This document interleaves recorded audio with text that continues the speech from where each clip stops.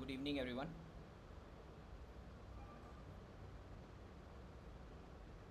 Yeah, good evening, everyone. Welcome to another tutorial of Applied Thermodynamics course. I am Thananka Sutia, and we'll wait for some time. Till then, I will share my screen. Okay.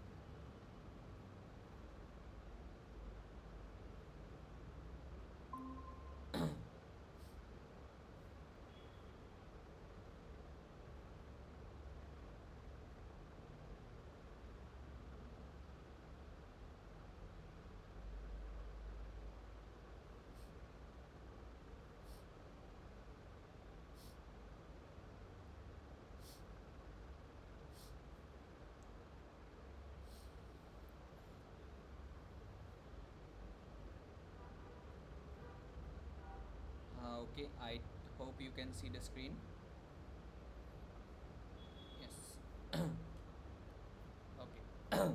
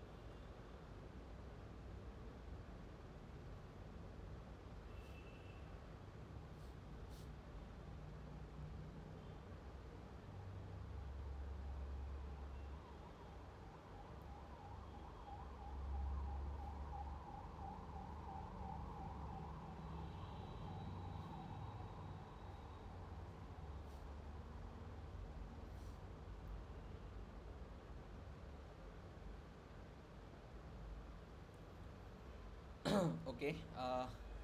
Hello. Welcome, everyone, to Week 10 live session of Atmospheric Thermodynamics course. So, till now, whatever we have learned or whatever we have discussed was those power plants where power was produced. Okay, so basically those thermodynamic or engineering cycles where power was produced, whether that power produced was used to produce electricity or it was used to uh, run some vehicles. Okay, that means the thrust output was important or the power output was important. But in today's class and in the coming next lecture also, we will be dealing with those cycles where work is being consumed. Okay, so basically now this will be something like the Carnot cycle in a reverse manner. Okay, so you have to just apply that whatever second law of thermodynamics says that if you take out heat from a cold body to a hot body, so you will have to have some extra amount of input, otherwise you cannot transfer heat from a cold body to a hot body. Okay, just like something like that. Okay, so that means this we will be dealing basically with the work consuming devices. So we will do numericals related to those different types of cycles which exist in engineering thermodynamics, where uh, we will be using those work consuming thermodynamic cycle. Okay, so the very first question is a relatively simpler one. A refrigerator maintains its freezing compartment at minus 10 degrees Celsius and the ambient air temperature is 30 degrees Celsius. The rate of heat removal from the freezing compartment is 6000 kilojoule per hour, while the power input to the compartment is 2500 kilojoule per hour. Determine the COP of the refrigerator and then compare this COP of the refrigerator with that of the reversible cycle. Okay, so so what it is telling us. Okay, so suppose this is the refrigerator's freezing compartment, and this refrigerator's freezing compartment you have to maintain it minus 10 degrees Celsius. So whatever heat you are taking out from it, so you have to reject it to a surrounding. Okay, you have to reject it to these surroundings that we have to maintain lesser temperature than the surrounding, because the ambient temperature is greater than this one. So basically what you have to do, you have to take out heat from a cold reservoir to a hot reservoir. So let me assume that this is my surrounding, so this is my surrounding that is at 30 degrees Celsius. Okay, so now you have to extract heat from here. Okay, and in doing so you can't do this alone, you will require some additional work input by means of the second law of thermodynamics, and from here you will be getting a Q1 which is nothing but Q2 plus WC. Okay, so this is basically your schematic diagram. Okay, so you have to maintain a lesser temperature than the surrounding. That means what, you have to extract heat from cold body to a hotter body, and in doing so what, you have to require some additional amount of work. Now this additional amount of work may be heat, maybe work, maybe electricity, electrical work, whatever. Okay, so this we will be dealing with this amount of work input. Based on this only the cycle will change possibly. Okay, so here it is telling us that the rate of heat removal from the freezing compartment. Okay, so rate of heat removal from freezing compartment. So what is the rate of heat removal from the freezing compartment? That is basically Q2. Okay, so this is the rate of heat removal from the freezing compartment, and that is equal to what, 6000 kilojoule per hour. Okay, then power input to the compressor,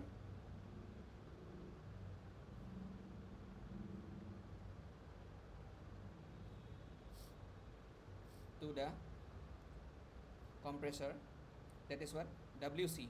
Okay, so this is your power input. The power input to the compressor is basically equal to 2500 kilojoule per hour. Now COP, that is equal to what,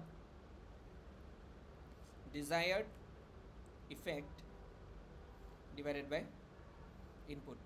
Okay, now for a heat pump,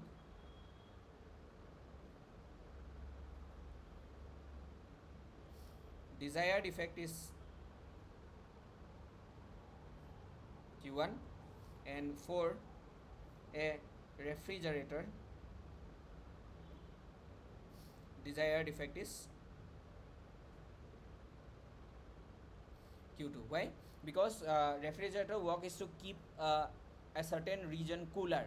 Okay, so that's why the desired effect is basically Q2. But for a heat pump, the desired effect is basically Q1, because heat pump's main idea is to heat up a particular environment if it is in some colder condition. Okay, like say in some hill stations where it is colder temperature, so you have to maintain at a hotter temperature. So in that case, the desired effect, or you will be basically running a heat pump, and the desired effect will be becoming the Q1. Okay, so now the desired effect, this is basically Q2 divided by WC. So what is Q2? 6000, and WC is basically 2500. Okay,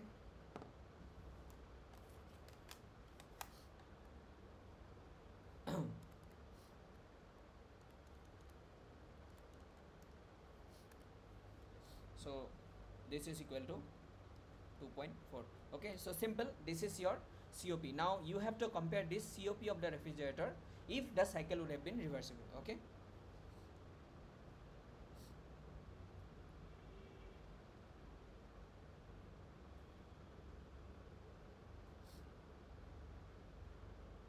if the cycle would have been reversible. Now what we do doing, COP is again same. COP reversible will be again same, desired effect divided by again input. Okay, similarly this desired effect for a refrigerator is nothing but Q2 divided by WC. Now this Q2, I can write this one as Q1 minus Q2, yes or no, from the first law of thermodynamics. Okay, now this I can also write as Q2 divided by Q1, 1 minus Q2 divided by Q1. Okay, now we know that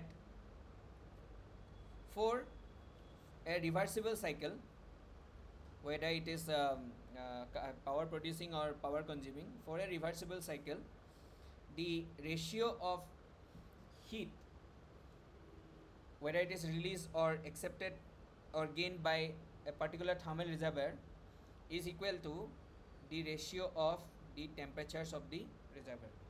Okay, so that means this is only true if your cycle is reversible. Okay, remember this thing, if it is only true if for a reversible cycle. Now this condition is true, so for that what I can write, therefore COP reversible will be equal to what, T2 by T1 divided by 1 minus T2 by T1. So basically what I can write this one as T2 divided by T1 minus T2. So this is COP for a reversible refrigerator, COP for a reversible refrigerator. Okay, similarly COP for a reversible heat pump, that will be equal to what, again desired effect divided by input. So desired effect now, that will be equal to Q1 divided by again WC. Now this is Q1 divided by Q1 minus Q2. Okay, so this one I can write as 1 by, or I can write this one as Q1 by Q2 is equal to Q1 by Q2 minus 1. Okay, so again for reversible case, this will be T1 by T2 divided by T1 by T2 minus 1.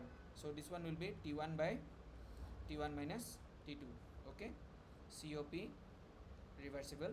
So this is the expression for COP for a reversible heat pump. Okay, so now what we have to do, we have to calculate the COP reversible for our case, that is T2 divided by T1 minus T2. Remember what is our T2? T2 is, this is my T2 and this is my T1. So T2 is minus 10 degrees Celsius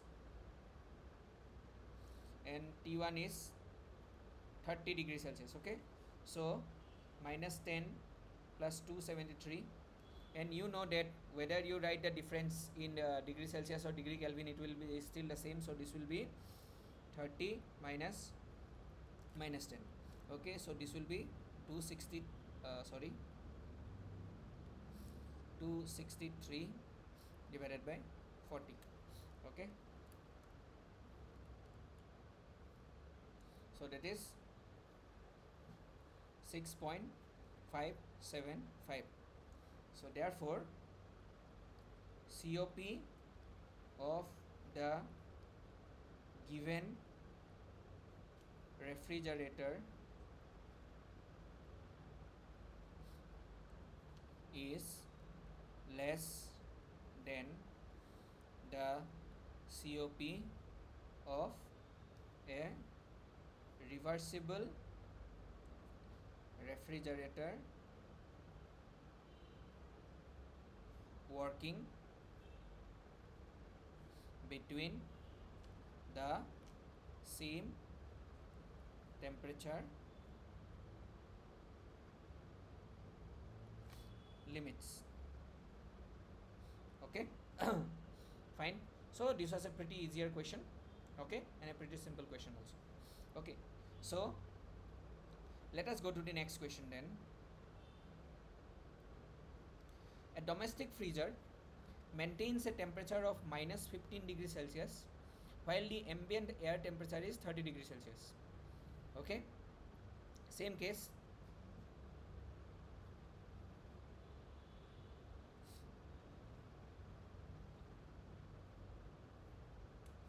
This is 30 degrees Celsius and this is minus 15 degrees Celsius. This is T2 and this is T1. Okay, so Q2, Q1 and this will be some WC. Okay, so a domestic freezer maintains 15 degrees Celsius. Now if the heat leaks into the freezer at the rate of 1.75 kilojoule per second. Okay, now think. Okay, so this is their freezer. Okay, so this is your freezer. So in the freezer some amount of heat, that is 1.75 kilojoule per second amount of heat is coming from somewhere. Okay, some amount of heat is leaking into the freezer at the rate of 1.75 kilojoule per second.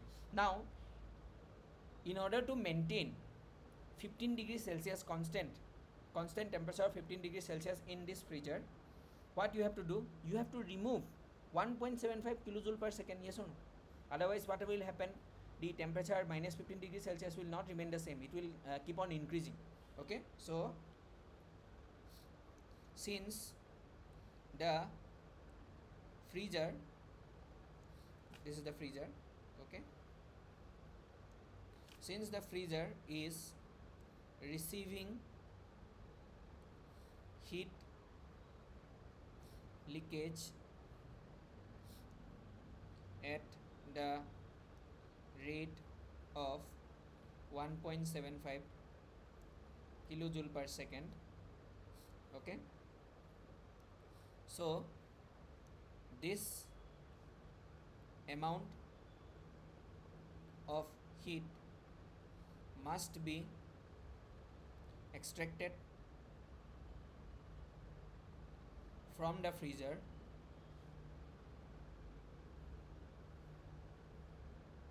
to maintain a constant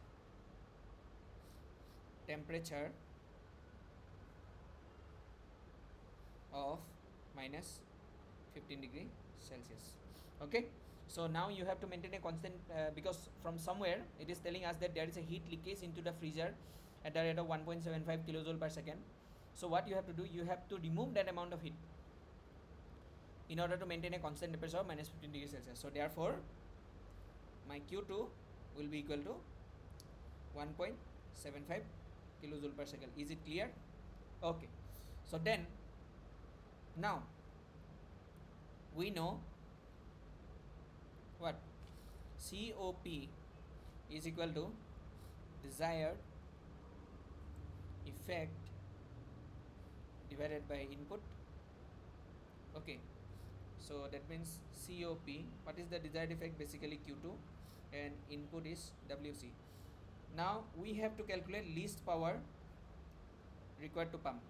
Okay, so for the same value of Q2, WC will be minimum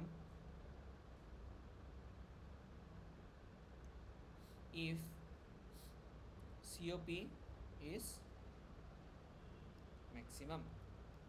Therefore, COP is equal to COP max, and we know that a maximum COP that can be attained is nothing but the Carnot COP, or that is basically the reversible COP. And we have already found this expression, that is T2 divided by T1 minus T2. Okay, so what is T2? Minus 15 degrees Celsius, so minus 15 plus 273 divided by T1 minus T2, that is 30 minus 15. Okay, so COP is equal to what?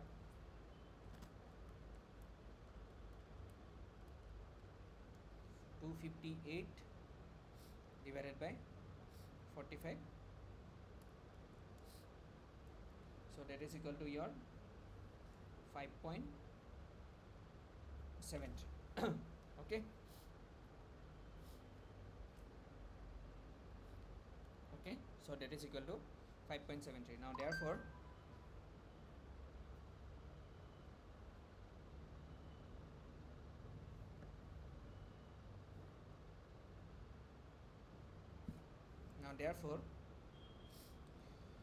COP is equal to Q2 by WC.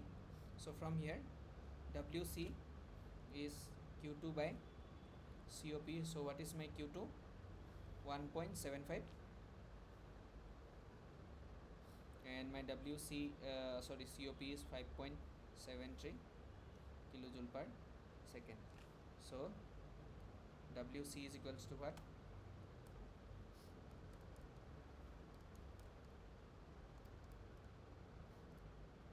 So this is 0.305 kilojoule per second. So this is the minimum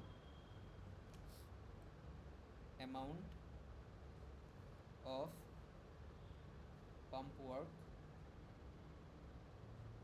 required, or sorry, minimum amount of work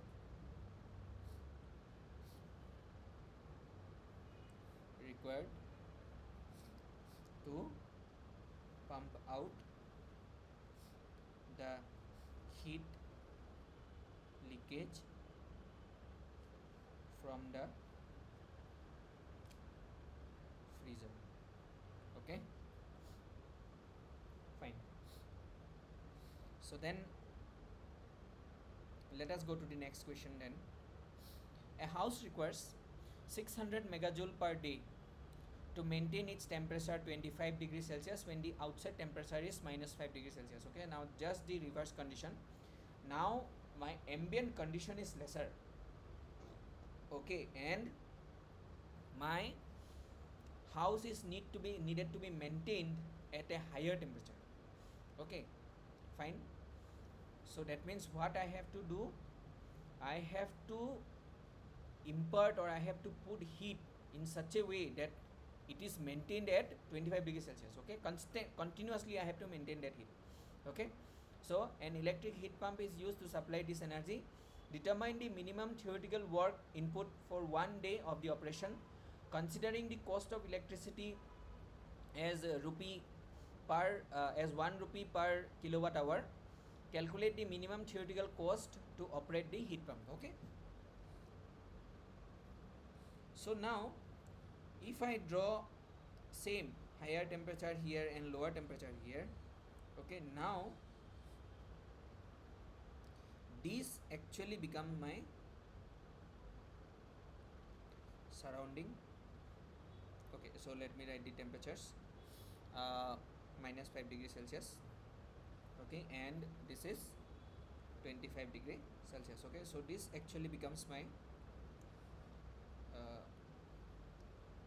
surroundings, and this actually becomes my house. Okay, and what it is telling us, that this house, okay, so if extra amount of heat would not have been supplied to this house, its temperature would have been minus 5 degrees Celsius. It's similar to that with that of the surrounding.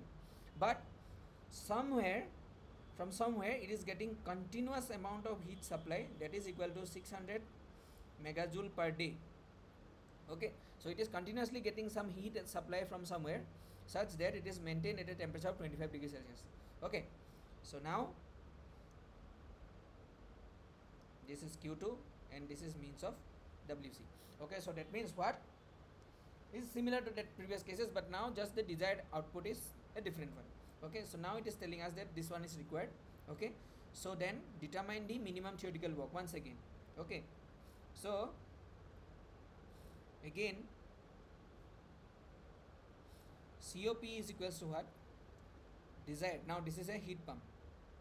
Okay, desired effect divided by input, and my desired effect is now Q1 and my input is WC. Okay, so again for given C1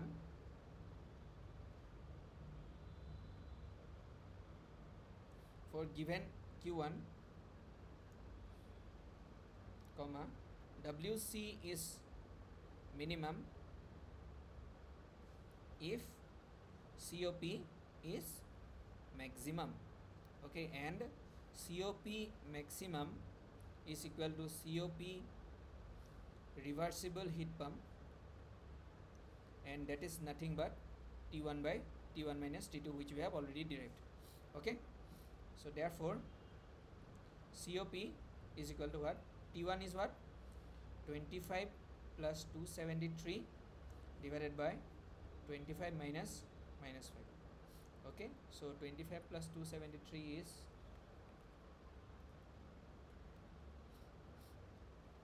298 divided by 30, and that is 9.93. Okay, so therefore COP is equal to Q1 divided by WC. So WC will be equal to Q1 divided by COP. So what is Q1? 600 megajoule per day. Okay, and my COP is 9.93. Okay, so WC will be equal to what?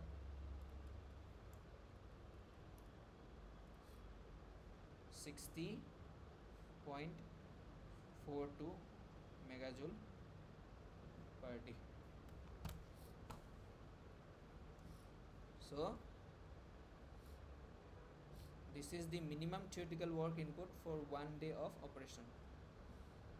Minimum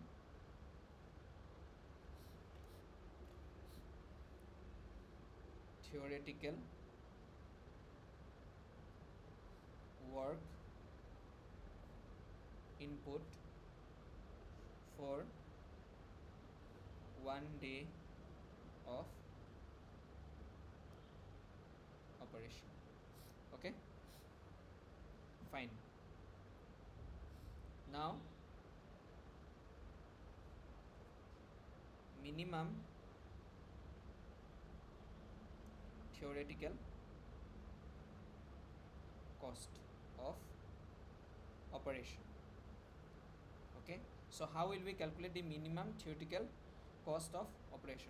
Okay, given cost of 1 kilowatt hour is equals to what? Rupees 1. Okay, cost of 1 kilowatt hour. So now we have our electric work required in megajoule per day. Okay, so required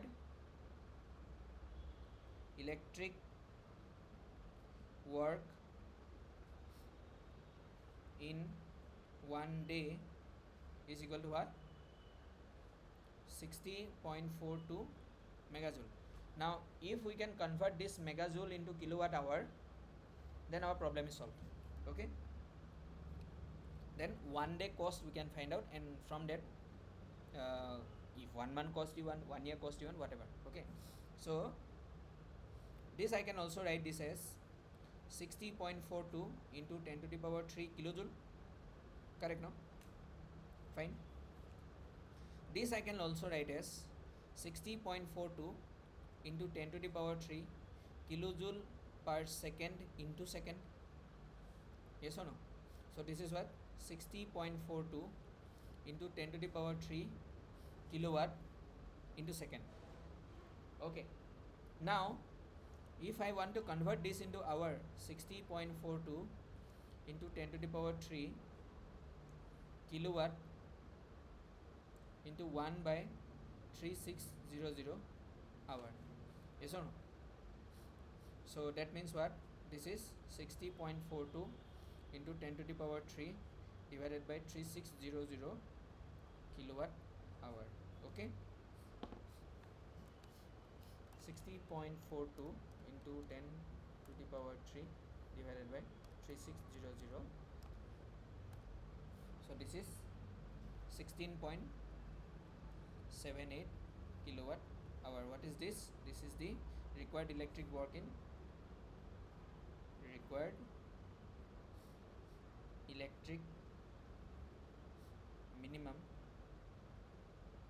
electric work in 1 day.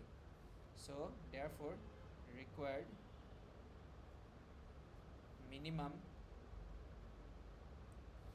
theoretical cost of operation for 1 day is equal to what? Rupees 1 into 16.78, that is rupees 16.78. Okay, so 1 day it will cost you 16.78. Okay, so that means from this on you can calculate what will be your electricity bill for 1 month. Okay, so what will be your electricity bill for 1 month in order to operate this cycle or this heat pump. You will get you can calculate the electricity cost. Okay, clear? Fine.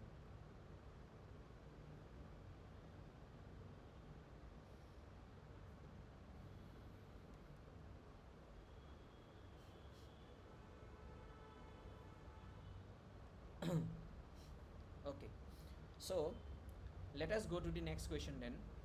The performance test of an air conditioning unit is rated as 45 tons of refrigeration. The test on the heat rejection to the atmosphere in its condenser shows the following. Cooling water flow rate is equal to 4 liters per second. Water temperature is inlet is this one and outlet temperature is this one, and power input to the motor is this one with 95% efficiency. What is the actual refrigerating capacity of the pump? Okay, or what is the actual refrigerating capacity of the cycle? Okay, so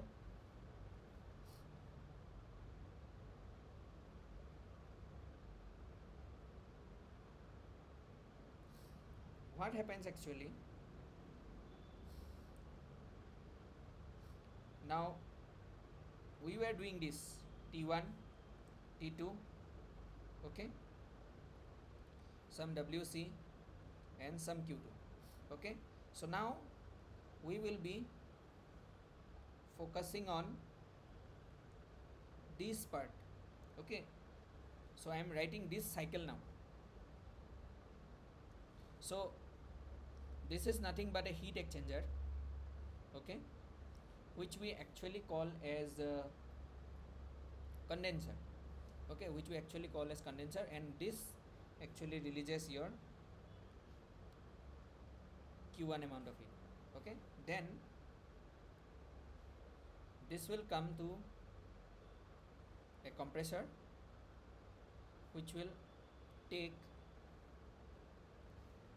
WC amount of work. Okay, then what happens? This is again another heat exchanger. Okay, so it's going this way. It's again another heat exchanger which actually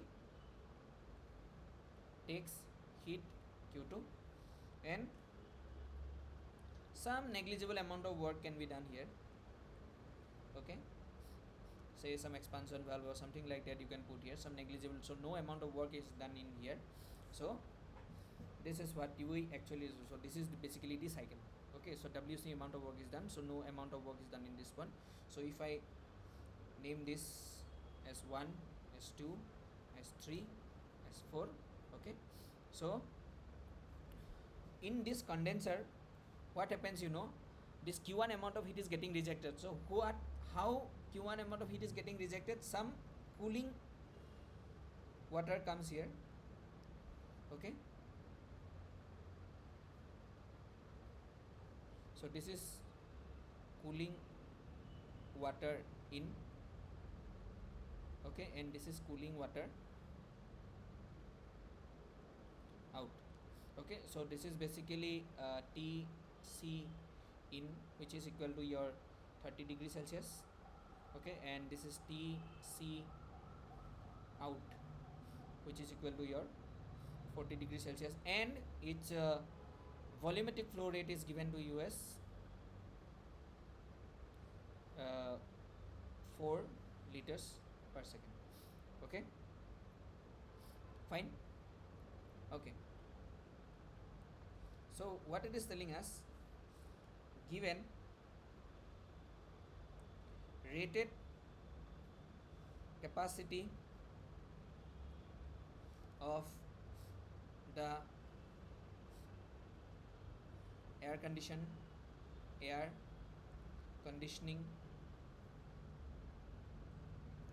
unit is equals to 45 tons of refrigeration.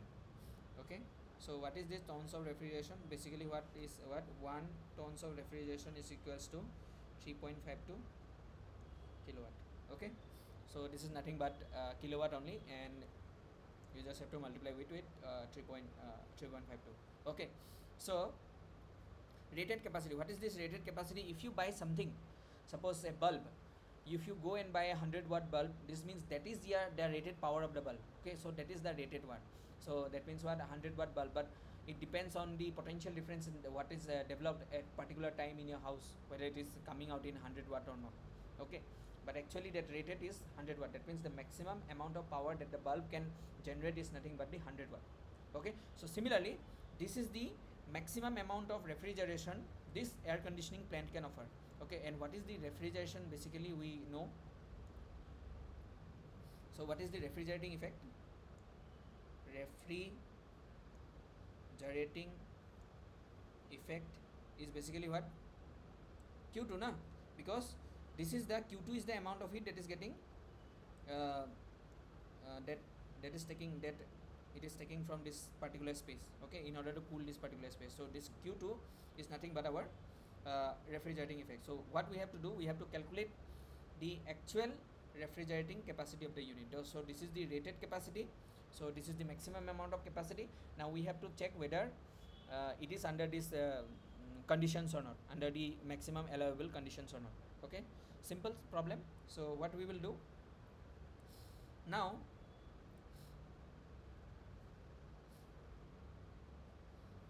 rated capacity, rated Q2 is now cooling water flow rate is given to you. Cooling water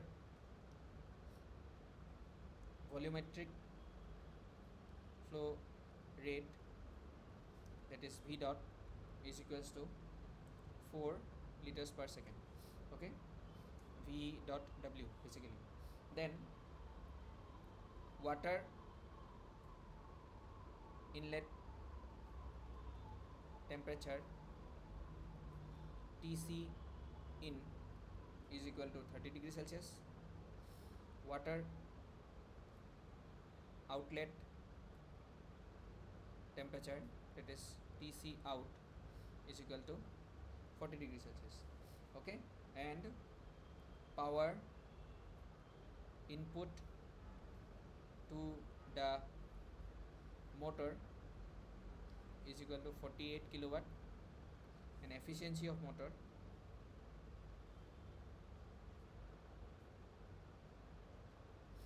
is equal to 95%. Okay, and specific heat of water is 4.1868 kilojoule per kg Kelvin. Okay, now we can see that this Q1 amount of heat is nothing but it is taken by the cooling water. Okay, since Q1 amount of heat is taken by the cooling water, therefore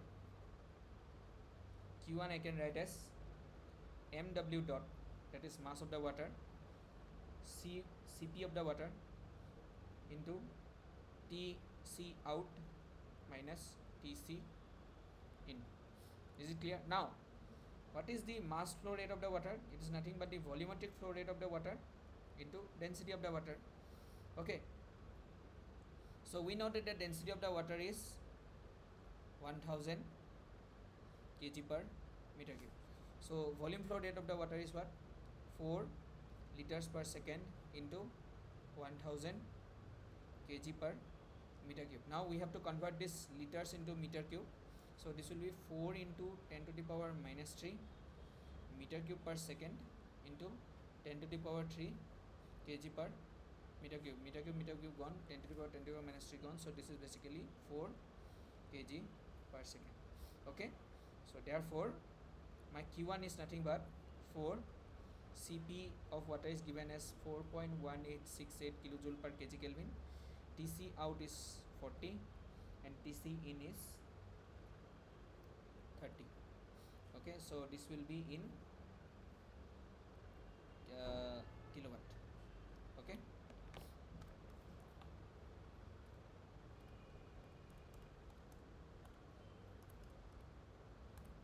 so this is 167.472 kilowatt. Okay, next is what? WC. Okay, what is WC? It is the power output, that is 48 kilowatt into the efficiency. Yes or no? So 48 kilowatt is the power input that is required, but what is the efficiency? It's 98%. So that means if you apply 48 kilowatt into it, but it is only efficient about 95%, that means 5% is getting lost somewhere. So you will only get 0.95 over it. So that will be equal to 45.6 kilowatt. Okay, therefore Q2 will be nothing but Q1 minus WC from the first law of thermodynamics, that is 167.472 minus 45.6 kilowatt. Okay,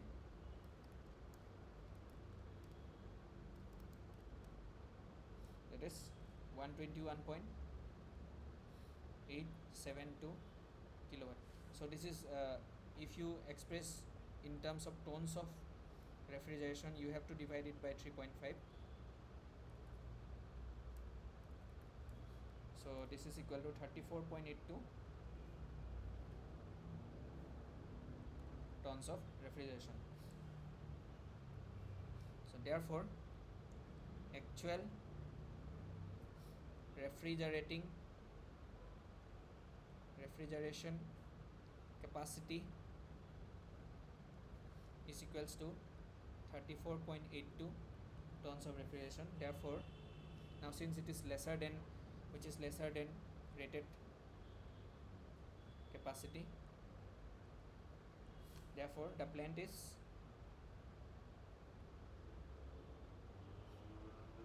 operating below its rated refrigeration capacity. Okay, so the plant is operating below its rated refrigeration capacity. Okay, fine. Now let us go to the next question.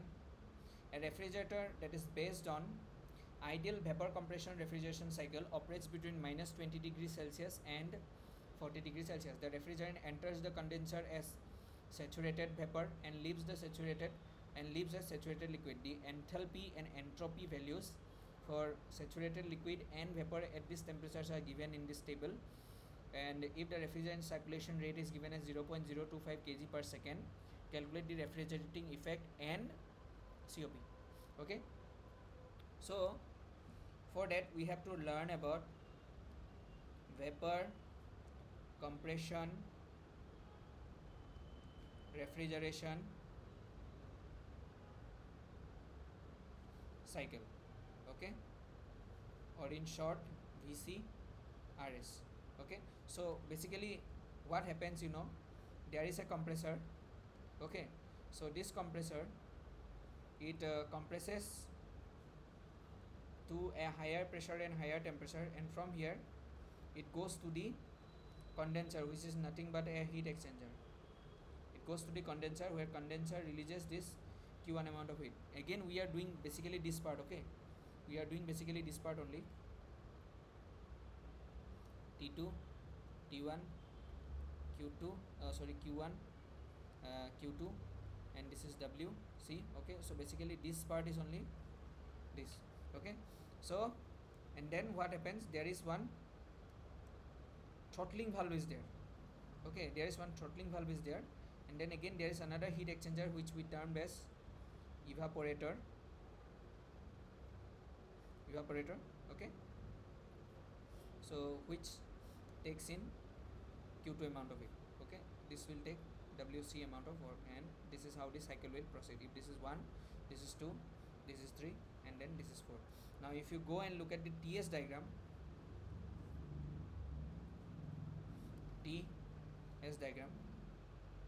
okay, remember this is a vapor, compression, refrigeration cycle. That means there is a vapor phase, so there will be change of phases also.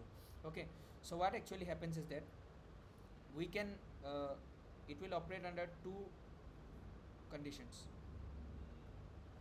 two pressures. Okay, so this is your pressure PC, that is condenser pressure. Okay, and this is your pressure PE, that is evaporator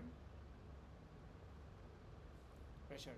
Now depending upon what is the exit state of the evaporator, okay, the exit state of the evaporator, it may be in the dome shape. That means it may be a mixture of both gaseous phase and a liquid phase, or it may be a saturated gaseous phase, or it may be a saturated liquid phase.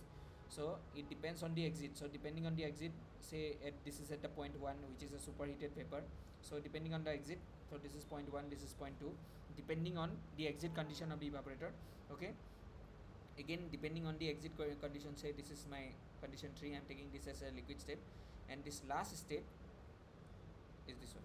Okay, this is how look. This all depends upon what is the exit state of whatever appliances it is passing through. Okay, so if the exit state of the evaporator is a mixture of both gaseous and a vapor phase, so it will be in between this dome shape. Okay, it will be somewhere here, and if it is a saturated gaseous state, so it will be here. Okay, so it will depend on the question. So basically the diagram will look like that. Now 3 to 4 is highly reversible process, highly irreversible process. Because why? Because this is a throttling process, and if you remember from the thermodynamics course, so throttling process is highly irreversible and throttling is isenthalpic process. Okay, so that means whatever enthalpy is at the state 3, the enthalpy at the state 4 is also the same. So like the previous cycles, in the power producing cycles, we had to calculate enthalpies at all the 4 points, but here if you calculate enthalpies at the 3 point, it is okay, because the enthalpy at the point 3 and the enthalpy at the point 4 is just the same.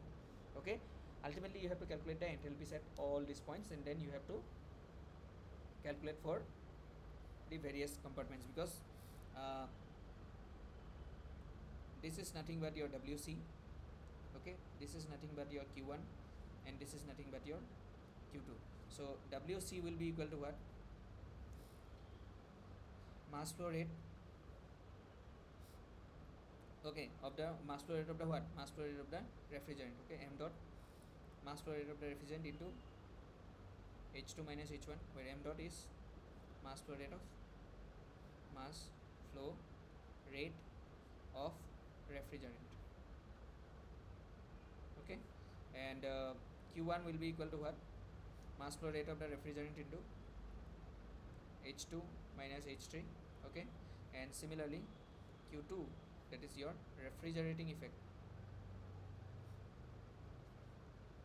refrigerating or refrigeration effect is nothing but m dot times H1 minus H4, okay. So you calculate the enthalpies at all the 4 points, and based on this you have to do, then what you will calculate, COP will be the desired effect, that is Q2 divided by WC, and which I can also write this one as H1 minus H4 divided by H2 minus H1, okay. So this is how we are going to perform calculations for an ideal vapor compression refrigeration cycle. And why I am calling it ideal, because all the processes are ideal, and again you can include irreversibility, such as in the compressor you can put isentropic efficiency of the compressor, and then there will be a slightly change in this one, okay. We will do questions, you will try to understand. So now a refrigerator that is based on ideal vapor, so why I am writing COP this one, because this is the refrigerator only. Similarly for the heat pump also, it will just be changed to Q1, okay. The desired effect will be changed, okay. So now a refrigerator that is based on ideal vapor compression refrigeration cycle, it operates between temperatures minus 20 degrees Celsius and 40 degrees Celsius. So let us draw the TS diagram, okay. So solution of question number 5, okay. So let us draw the TS diagram,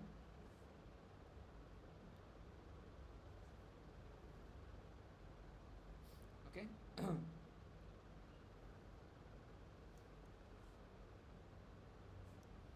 So what it is telling us, that it is operating between the two temperatures minus 20 degrees Celsius and 40 degrees Celsius. Obviously minus 20 degrees Celsius will be somewhere here, and 40 degrees Celsius will be somewhere here, okay. So this is the temperature limits of these two. Now what it is telling us, that the refrigerant enters the condenser as saturated vapor and leaves as saturated liquid, okay. So if we draw once again,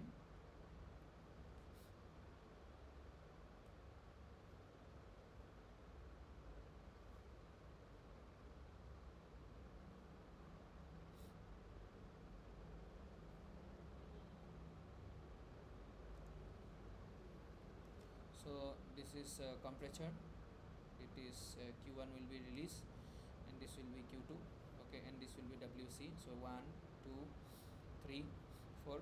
So what it is telling us, that the refrigerant enters the condenser as saturated vapor, refrigerant enters the refrigerant enters the condenser as saturated vapor, okay. So that means compressor entering stage is 0.2, so that means 2 is saturated vapor, okay. And what it is telling us, and it leaves the condenser as saturated liquid. Again, refrigerant leaves the condenser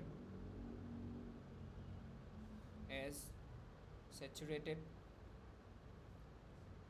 liquid, therefore 3 is saturated liquid, okay. So that means what, this is my point 2, this is my point 3. Now if you got point 2 and point 3, now 1 to 2 process is an isentropic process, so this will be your point 1, and 3 to 4 process is nothing but an isenthalpic process, so this is my point 4. So this is how my cycle will look like, okay. Clear? Okay, so therefore H2 will be nothing but Hg at 40 degrees Celsius. Okay, and what is Hg at 40 degrees Celsius? 200 kilojoule per kg, and H3 is equal to Hf at 40 degrees Celsius, that is equal to 80 kilojoule per kg. Now H4 is equals to H3, and that is also equal to 80 kilojoule per kg. Now you have to calculate H1. Okay, for H1 you have to know one thing, that is X. Okay, so how will we calculate? We also know S2 is equals to S1. Okay, or we can rather write this one as, we know S1 is equals to S2. So what is S2? S2 is nothing but Sg at 40 degrees Celsius. So Sg at 40 degrees Celsius is nothing but 0.67. Okay, S1 can also be written as Sf at minus 20 degrees Celsius plus X1 times Sfg at minus 20 degrees Celsius. So what is Sf at minus 20 degrees Celsius? 0.07 plus X1 times Sg, 0.7366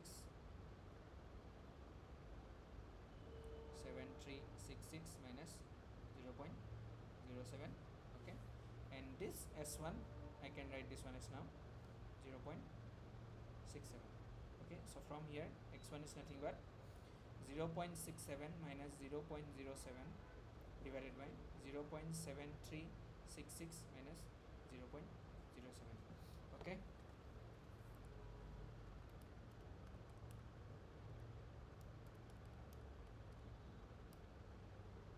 so this one you will get as 0.90. Okay, so therefore H1 is nothing but Hf at minus 20 degrees Celsius plus X1 times Hfg at minus 20 degree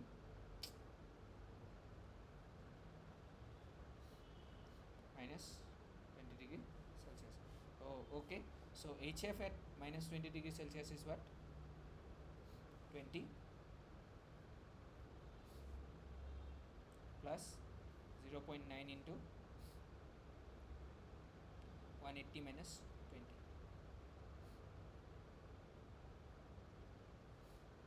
kilojoule per kg. Okay, and this one is kilojoule per kg Kelvin. Okay, so this will be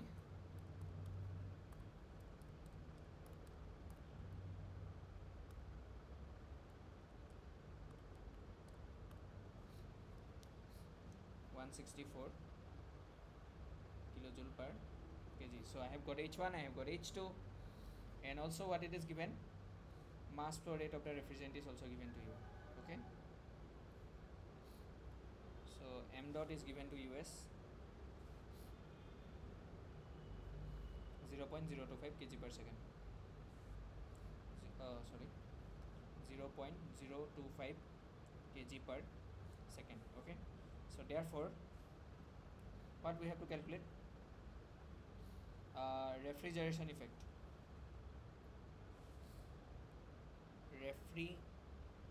Refrigeration effect is equal to what? Q2, and that is equals to what? M dot times H1 minus H4. Okay, so what is M dot? 0.025. What is H1? 164. And what is H4? 80 kilowatt. So that is equal to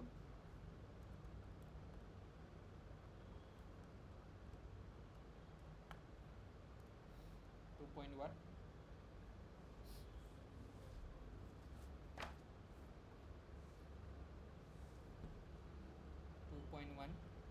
kilowatt. Okay. Next, what you have to calculate? COP, that is desired effect by input. So what is my desired effect? Since this is a refrigerator, so my desired effect is Q2 and work input is WC. So Q2 is nothing but m dot times H1 minus H4, and WC is m dot times H2 minus H1. Okay, so H1 minus H4, 164 minus 80, and H2 is what? 200 minus 164. Okay,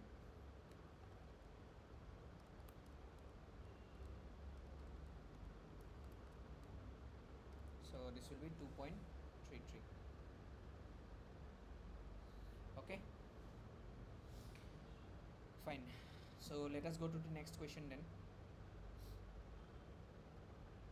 A refrigerator operates between 120 kilopascal and 800 kilopascal in an ideal vapor compression refrigeration cycle with R134A as the refrigerant. The refrigerant enters the compressor as saturated vapor and leaves the condenser as saturated liquid. The mass flow rate of the refrigerant is 0.2 kg per second. Properties of R134A are as follows.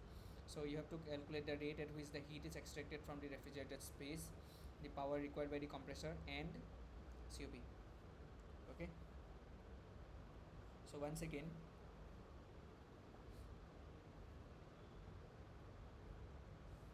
let us draw the TS diagram.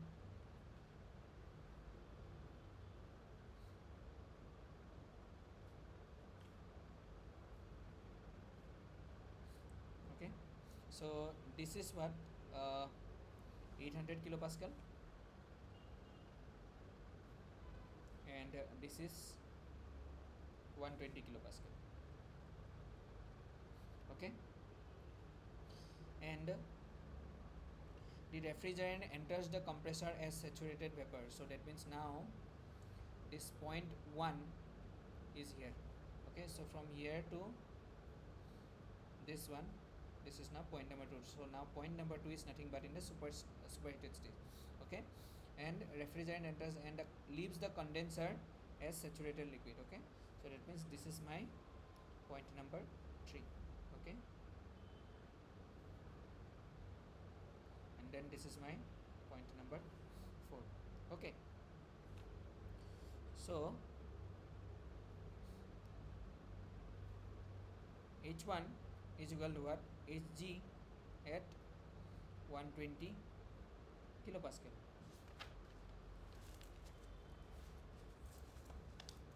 Okay, Hg at 120 kilopascal, and that is equal to 237 kilojoule per kg. Okay, then H3 is equal to what? Hf at 800 kilopascal, and what is my Hf at 800 kilopascal is 95.5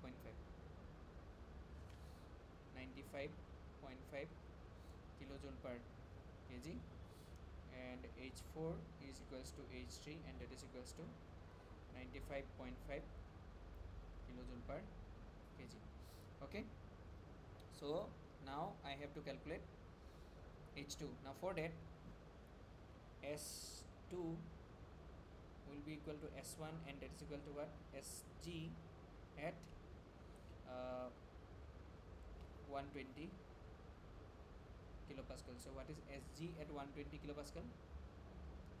Is 0.95 kilojoule per kg Kelvin. So now we have to go to the superheated table, and we have to see that at the pressure 800 kilopascal, what is the corresponding H value where you will get Sg equals to 0.95. Okay, so you can see that in the superheated table it is already given. that Sg equals to 0.95 is here. So this means here also it should be 0.95. So this is basically your H2. This should not be HF. This is actually H. Okay. So your H is, therefore my H2 is equals to 276.45 kilojoule per kg. 276.45 kilojoule per kg from superheated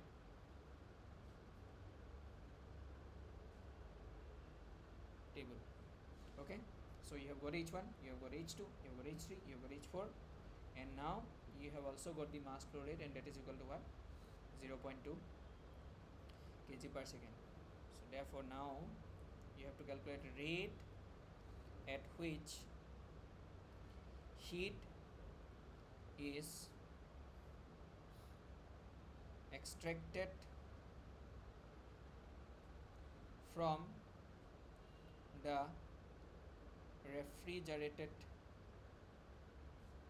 space is equal to basically Q2, and that is equal to what? M dot times H1 minus H4. Okay, so what is M dot? 0.2. What is H1? 237. And what is H4? 95.5. So you'll get in kilowatt. Okay,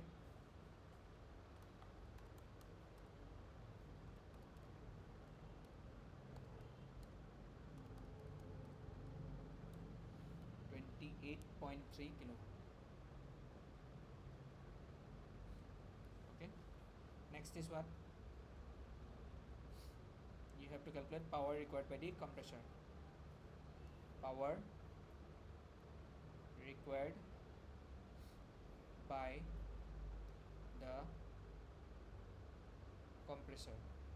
Okay, so that is WC is equal to what? M dot times H2 minus H1. Yes or no? So what is M dot again? 0.2. What is H2? 276.45. And H1 is 237. So you'll get this as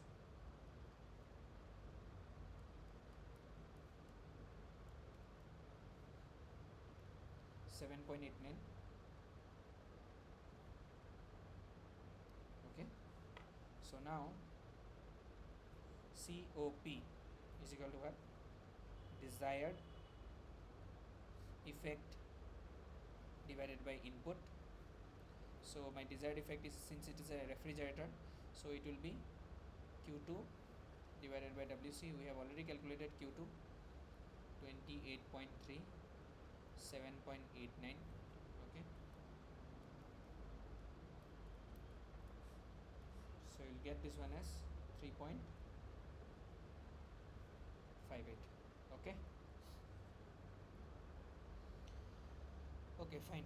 So next question is, now we have studied reverse Carnot engine, reverse Carnot cycle for refrigeration and heat pump. We have studied vapor compression refrigeration cycle for this one. Okay, vapor compression refrigeration cycle for both refrigerator and heat pump. Now we have studied the Brayton cycle. Now this Brayton cycle we can use it in a reversing sense. So reversed Brayton cycle. Okay, so how does it look actually? Okay,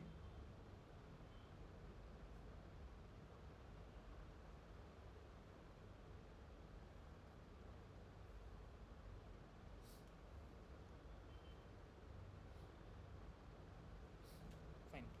So this is my compressor, this is my turbine. 1, 2, 3, and then this is 4.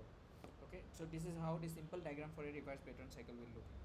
Okay, now if you go to the TS diagram, the again this is your Q1 heat is rejected here, and Q2 heat is getting accepted here, and here WC, and the only difference is that there is also some expansion work, that is the turbine work, will also be present here.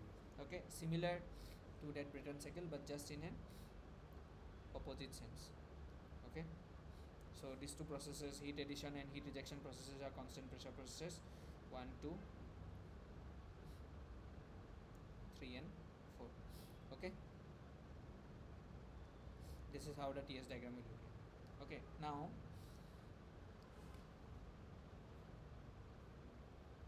what it is telling us, air enters an ideal Brayton cycle's compressor at 1 atmosphere and 270 Kelvin with a volumetric flow rate of 1.5 meter cube per second. If the compressor ratio is 3 and the turbine inlet temperature is 300 Kelvin, determine the net power input, refrigeration capacity, and then the COP. Okay.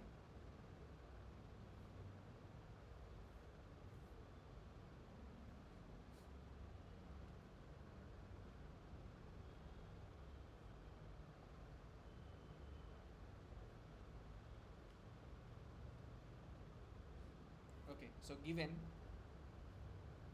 what it is given, that it enters the compressor at 1 atmosphere, so P1 is equal to 1 atmosphere and T1 is equal to 270 Kelvin. Okay, then volumetric flow rate is given to you as 1.5 meter cube per second. Okay, and compressor ratio P2 by P1 is equals to 3, and the turbine inlet temperature T3 is equal to 300 Kelvin. Okay, so here what we have to do, similar to that only, we have to calculate enthalpies, but for an ideal gas, enthalpy is equal to, for an ideal gas, enthalpy H is equals to Cp into T. So therefore our objective is to calculate temperature at all the points. Okay, we'll calculate the temperature at all the points, just like the Brayton power producing cycle. Okay, now this is a reverse Brayton cycle. Okay, so now we have got T1 and T3. Our idea will be to produce or to calculate the T2 and T1. So T2 by T1 is equal to P2 by P1 to the power gamma minus 1 divided by gamma. And for an air, you know that the gamma value is equals to 1.4. Okay, so from here T2 is nothing but T1 into P2 by P1 to the power gamma minus 1 divided by gamma. And what is T1? 270. P2 by P1 is 3 to the power 0.4 divided by 1.4 Kelvin. Okay,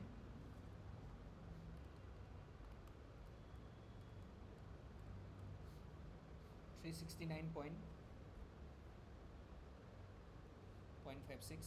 Kelvin. Okay, so this is T2. Now again T3 by T4 is equal to P3 by P4 to the power gamma minus 1 by gamma, and this will be also equal to P2 by P1 to the power gamma minus 1 divided by gamma, because these are constant pressure processes, since P2 is equals to P3 and P4 is equal to P1.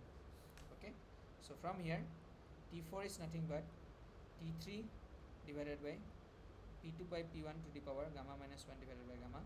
What is T3? 300. Okay, and this is 3 to the power 0.4 divided by 1.4.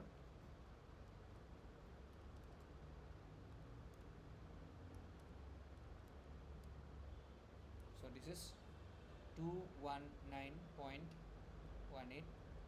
Kelvin. Okay, so you have got T1, you have got T2, you have got T3, and you have got T4 also. So now therefore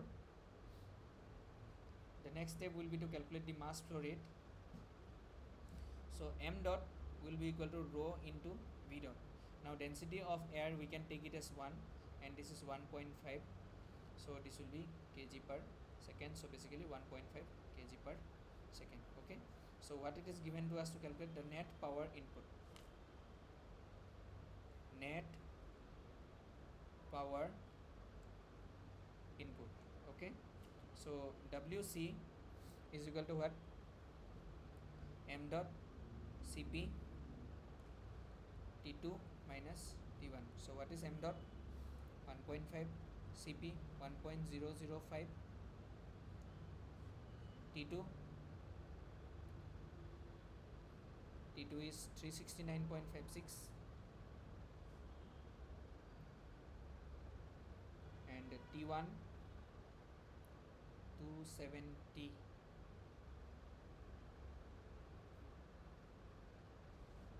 270. Okay, so this is kilowatt.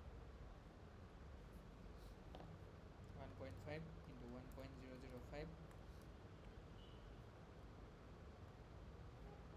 369.56 minus 270 150.08. Okay, and WT is nothing but M dot Cp T3 minus T4. Okay, 1.5 1.005 T3 300 and T4 is 219.18 kilowatt. So that will be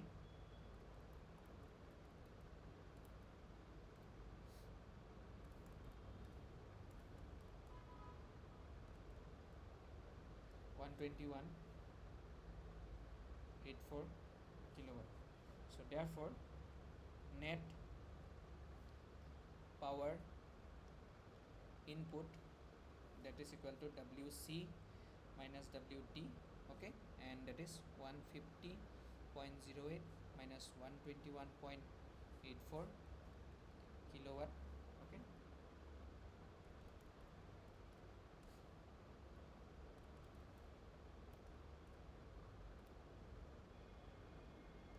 so this is 28.24 kilowatt. Okay, so this is the net power input. Next is the refrigeration capacity.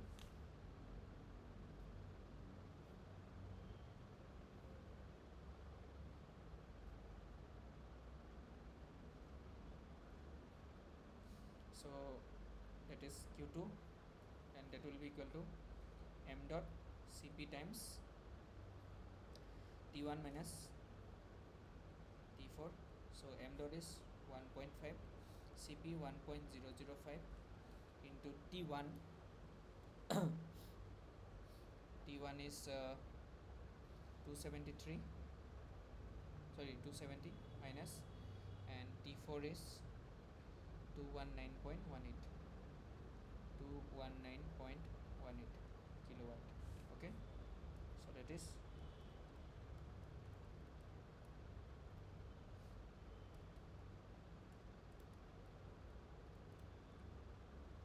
76.61 kilowatt. Okay, next is what? COP. COP is equal to again desired output by input. So my desired output is Q2 and this is my net work input. Okay, so Q2 is 76.61 and 28.24. Okay,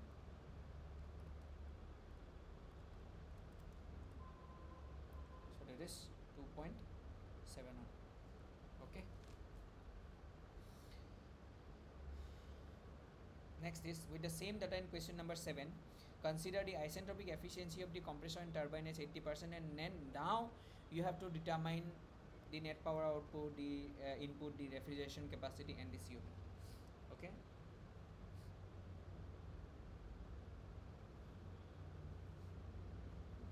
so once again we will show the TS diagram. Okay, so this should have been 1 to 2, but actually what it is happening,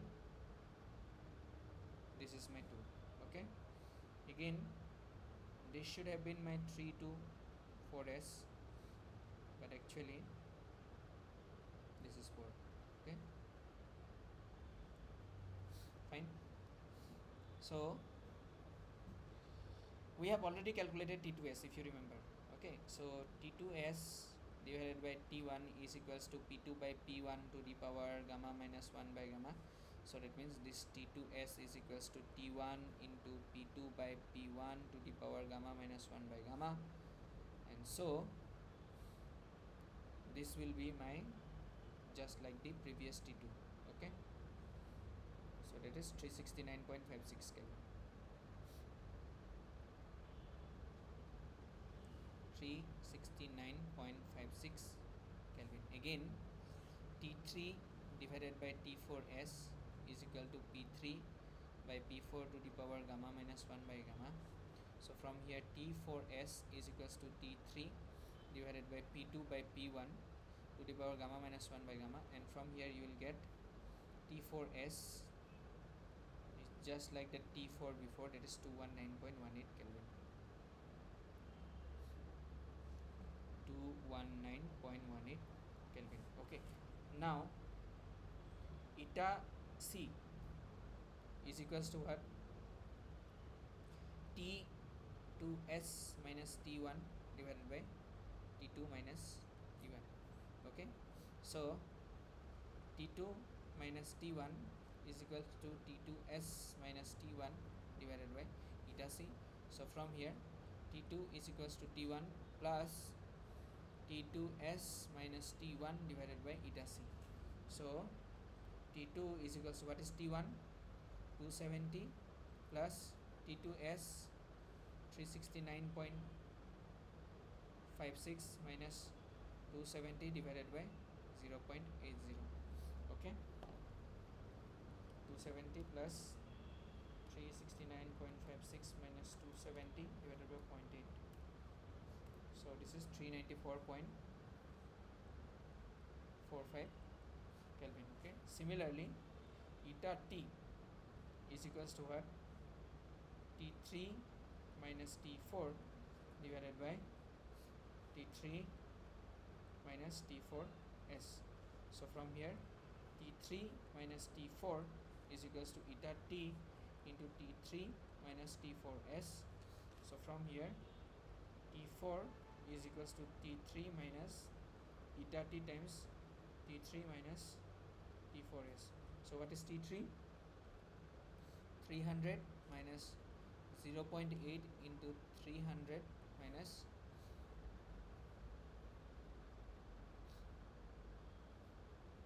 219.18. 219.18. Okay, so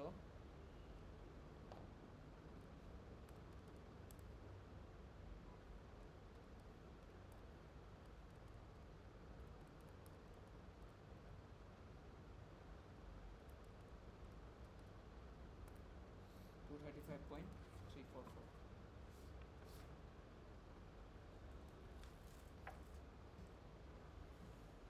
To 35.34 Kelvin. Okay, so now again net power input. Okay, WC is equal to what? M dot Cp times T2 minus T1.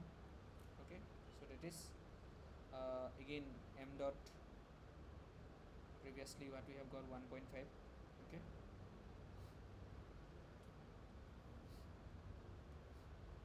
1.5 into 1.005 into T2 is equal to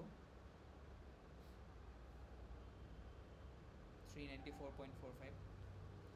394.45 minus T1 is equal to 270 kilowatt.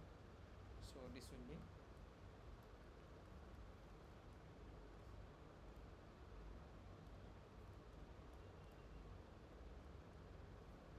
187.6 kilowatt. Okay, WT M dot Cp T3 minus T4. Okay, 1.5 1.005 into T3 T4.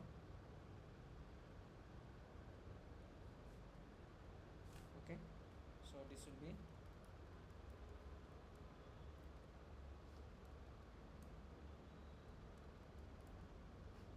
97.47 kilowatt. So therefore net power input is equal to what? WC minus WT. Okay, that is equal to 187.6 minus 97.47 kilowatt. Okay,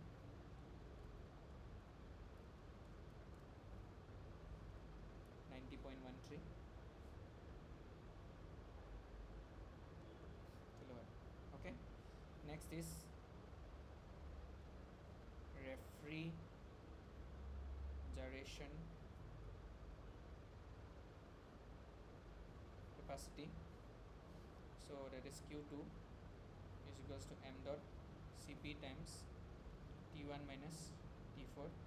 So 1.5 into 1.005 into T1 270, T4 235.34 kilowatt. So 1.5 into 1.005 into 270 minus 235.34. So that is 52.25 kilowatt. Okay, now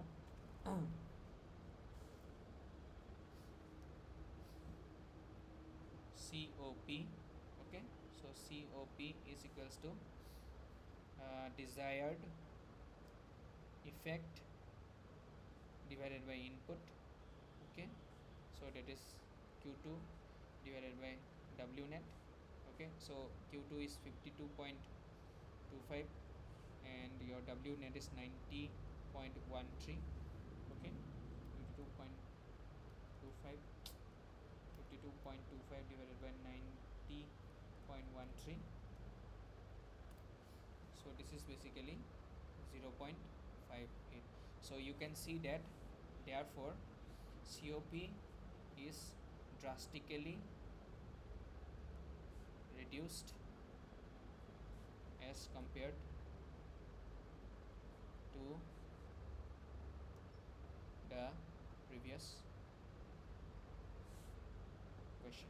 Okay, so this is the role of irreversibility. The irreversibility can reduce your COP or efficiency. Okay, fine. So now couple of questions are left only. Okay, so let us go to the next question then.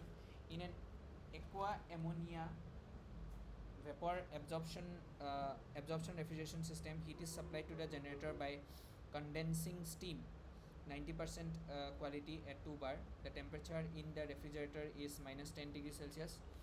The ambient temperature is 30 degrees Celsius. Calculate the maximum COP.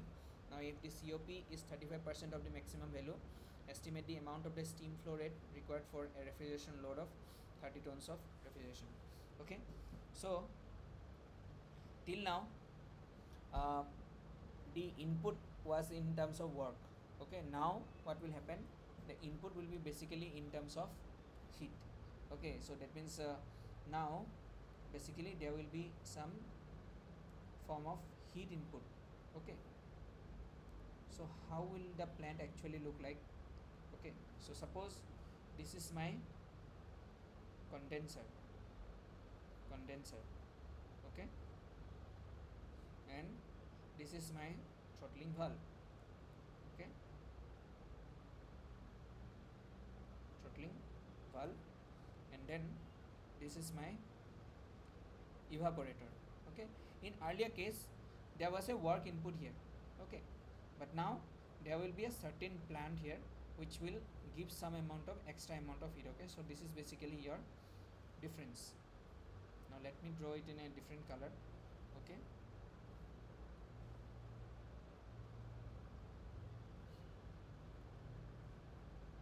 there will be this pump here,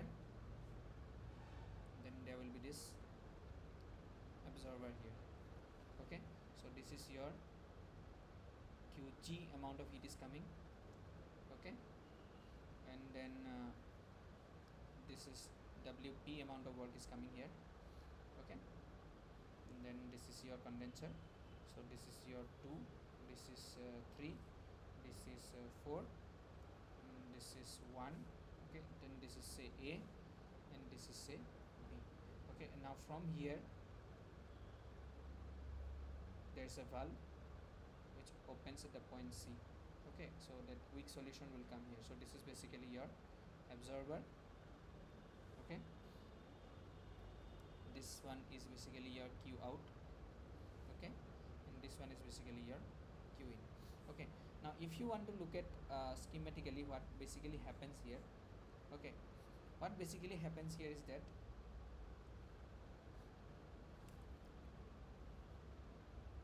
there is a temperature T1, okay, from which Qg amount of heat is extracted, and this is basically becoming your heat input, and this runs a cyclic heat engine.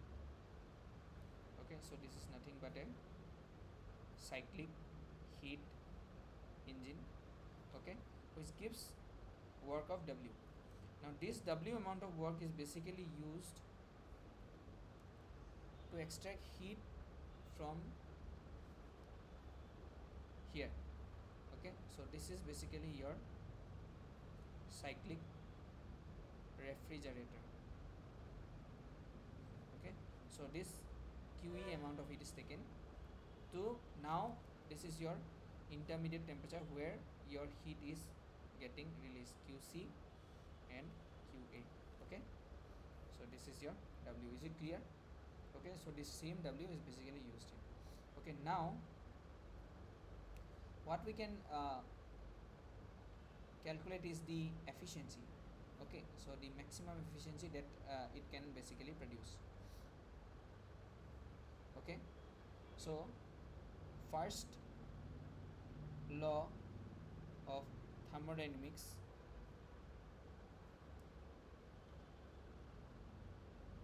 what we can write, QE plus QG is equals to QC plus QA.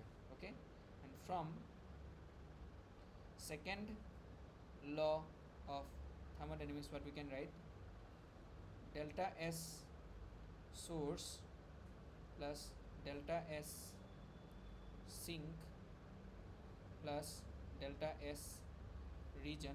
That means the delta S universe is greater than or equal to 0.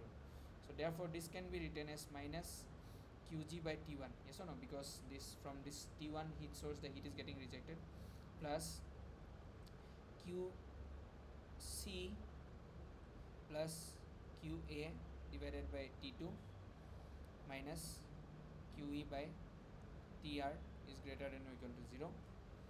Now this I can write as T1 minus T2 divided by T1 T2 into QG plus TR minus T2 divided by TR T2 into QE is greater than or equal to 0. Okay, so this I can write as QE by QG is less than or equal to T1 minus T2 into TR divided by T2 minus TR into T1. Okay, so this I can write COP is less than or equal to T1 minus T2 divided by T1, okay, into TR divided by T2 minus TR. So basically what I can write this one as,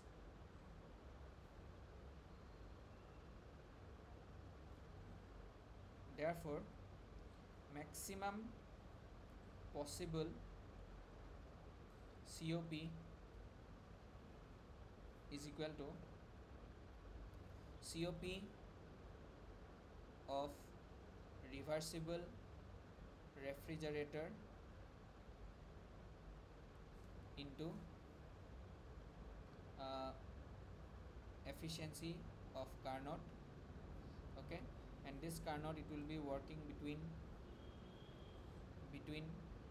temperature T1 and T2, and between temperature TR and T2. Okay, fine. So let us come back to the question then.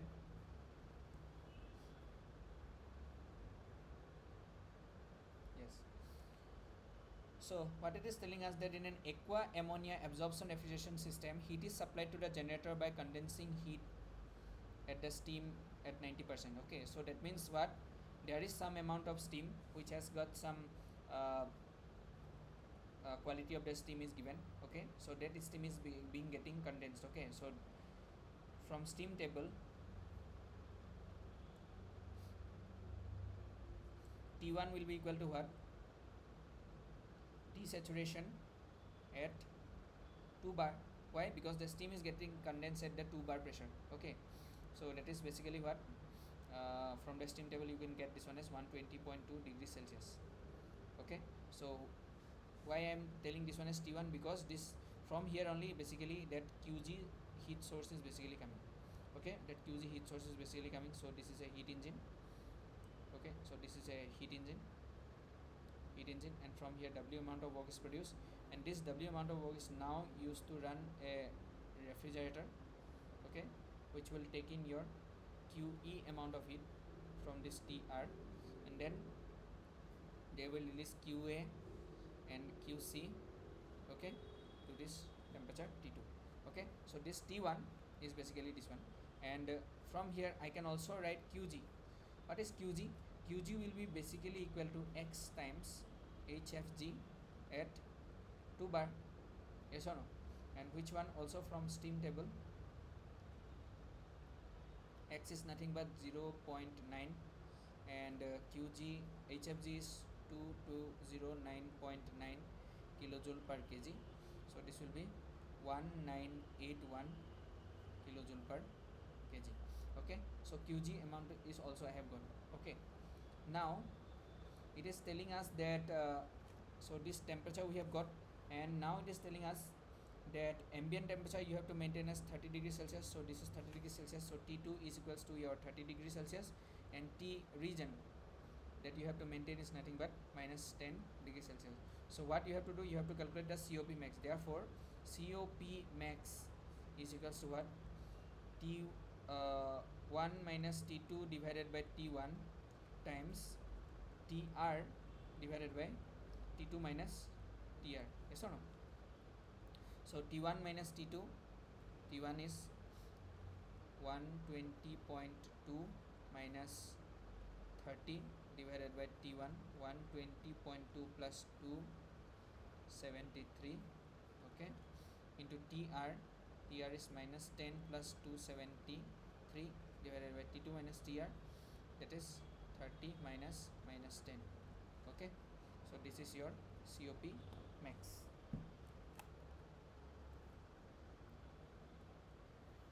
120.2 minus 30 into 273 minus 10 divided by 120.2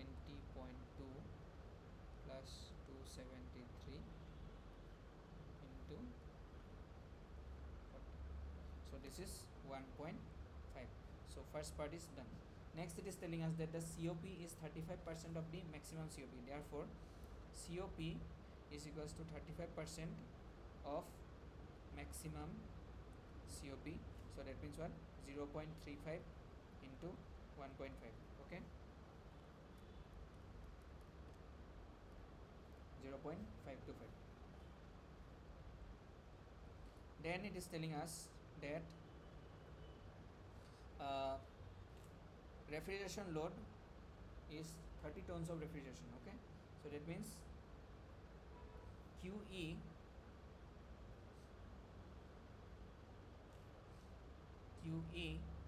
is equals to 30 tons of refrigeration. So that is 30 into 3.5 kilowatt. So 30 into 3.5, that is 105 kilowatt. Okay, 3.52 actually. So 30 into 3.52, that is 105.6 kilowatt. Okay, now COP is equals to actually what? QE divided by QG. Okay, so from here QE is equals to what?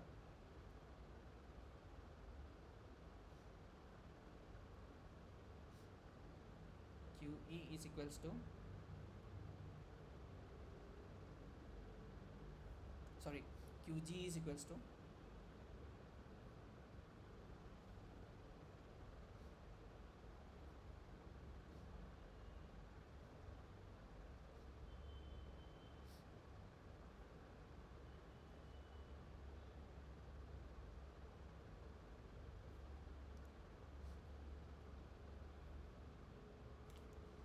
COP is equals to QE divided by QG.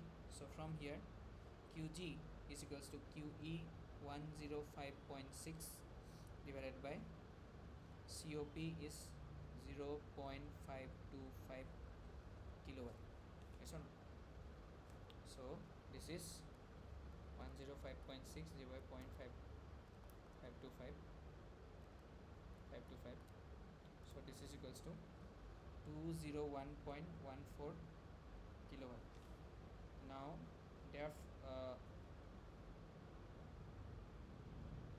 therefore mass flow rate of steam,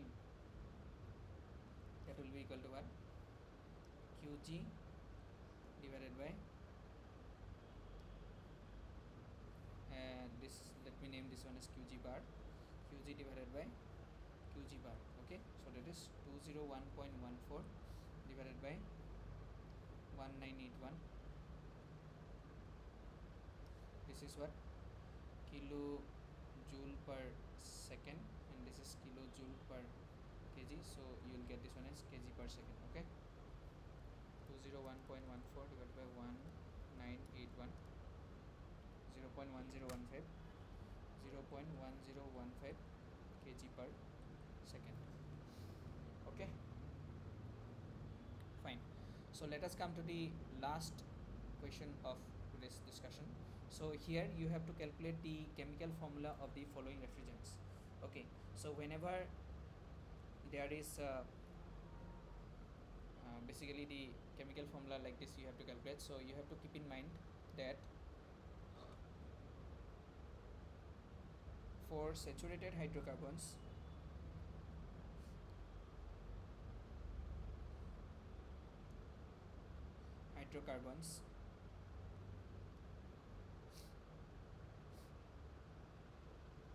chemical formula is what?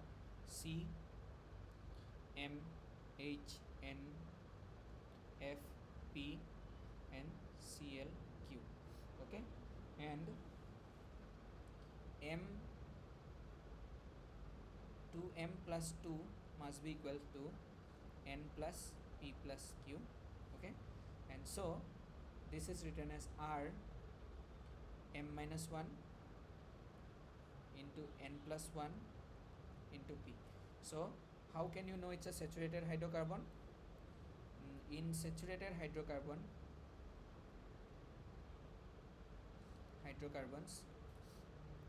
after R there is 3 or less numbers. Okay, so that means this is a saturated hydrocarbon, this is a saturated hydrocarbon. Okay, so now let us solve A R113. Okay, so that means what? M minus 1 is equals to 1, so that means what? M equals to 2. Okay, then n plus 1 is equals to 1, so that means n equals to 0, and p is equals to 3. Now 2m plus 2 is equals to n plus p plus q. So what is m? 2 to the 4 6, n is 0, plus 3 is equals to plus q, so this means q is equals to 3. Okay,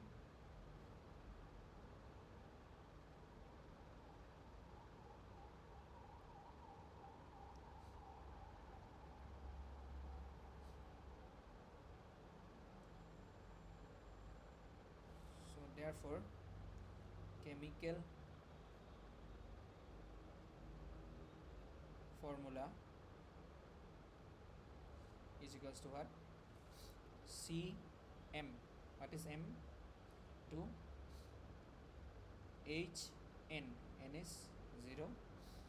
Fp. P is 3. And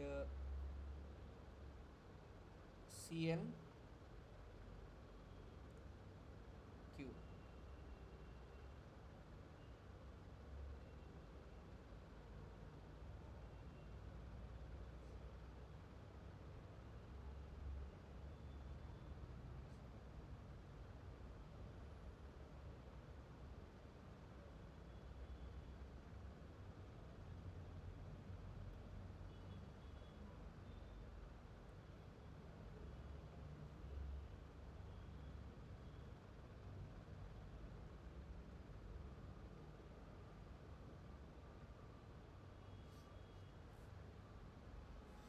Okay.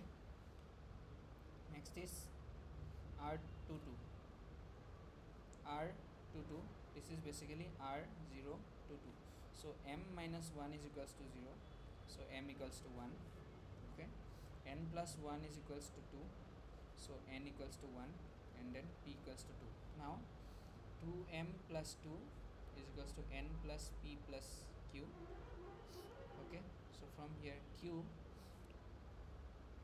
is equals to what? 2m plus 2, 4 minus 1 minus 2, that is 1. Okay. So therefore chemical formula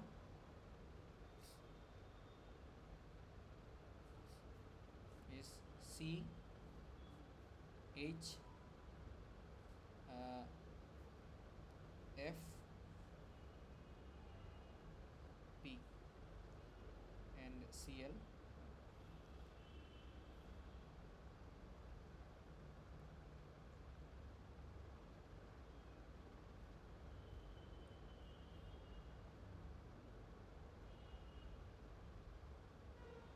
okay. Next is R1150. So there are 4 numbers. Okay. So this is an unsaturated hydrocarbon. So the chemical formula will be CmHnFpClQ. Okay, and 2m must be equal to n plus p plus q, and it is written as R1 m minus 1 n plus 1 into p. Okay, so now m minus 1 is equals to 1, so m is equals to 2. N plus 1 is equals to 5, so n is equals to 4, and p is equals to 0. Now 2m is equals to n plus p plus q, so this implies q must be equal to 2 into 2 minus 4 minus 0, so this is equals to 0. Okay, therefore chemical formula is equals to what? Cm. M is 2 Hn, n is 4, and this 2 are 0 0. Okay, C2H4. Next is what? 7, R718. Okay, R718. So this is an inorganic refrigerant. So this is what? R700 plus molecular weight of refrigerant. So this is basically formula. So therefore refrigerant molecular weight is equals to 18. So that means the refrigerant is water. So therefore chemical formula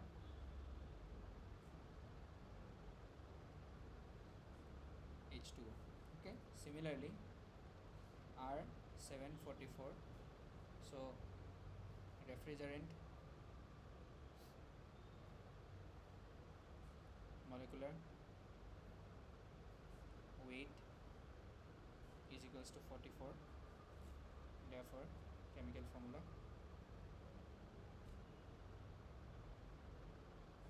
is equals to CO2. Okay. So with this, I end today's class, and we'll meet you in the next class. Thank you.